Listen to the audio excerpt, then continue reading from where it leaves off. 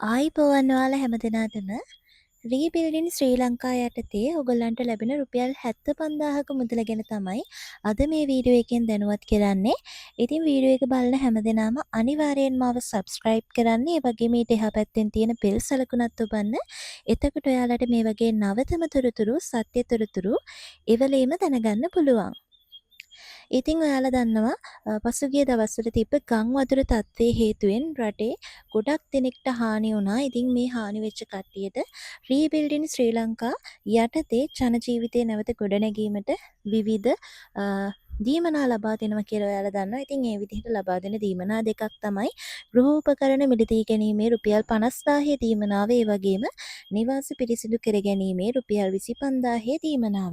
ඉතින් මේ දීමනා දෙකම ජනාධිපතිතුමා කියලා තියෙනවා දෙසැම්බර් 31 වෙනිදාට කලින් දීලා ඉවර කරන්න කියලා. ඉතින් මේ වෙනකොට බොහෝ දෙනෙක්ට මේ දීමනා ලැබිලා ඇති. ඉතින් කවුරු හරි කෙනෙක් ඉන්නවා නම් මේ විදිහට මේ තත්ත්වය නිසා අපහසුතාවයට පත් වෙලා තාම දීමනා ලැබිච්ච නැති කට්ටිය, ඉතින් ඕගොල්ලන්ට මේ දීමනා දෙකම අනිවාර්යයෙන්ම දෙසැම්බර් 31ට පෙර ලබා දෙන්න කටයුතු කරනවා කියලා තමයි මේ ලිපිය මගින් ජනාධිපතිතුමා ප්‍රකාශ කරලා තියෙන. ඉතින් ඒ වගේම එතුමා කියලා තියෙනවා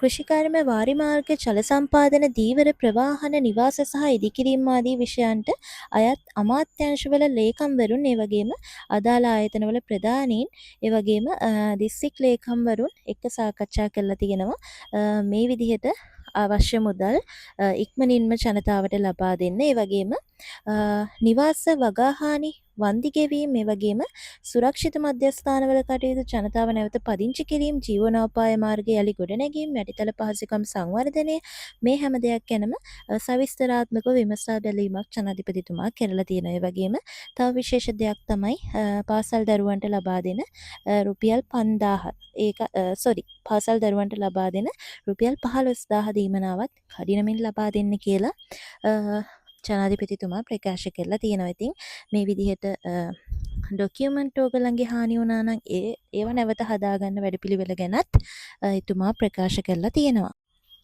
ඉතින් මේ විදිහට ඉදිරි කටයුතු සියල්ලම ඉක්මනින්ම යථා තත්ත්වයට පත් කරන්න වැඩ කරනවා කියලා තමයි වැඩිදුරටත් ප්‍රකාශ කරලා තියෙන්නේ.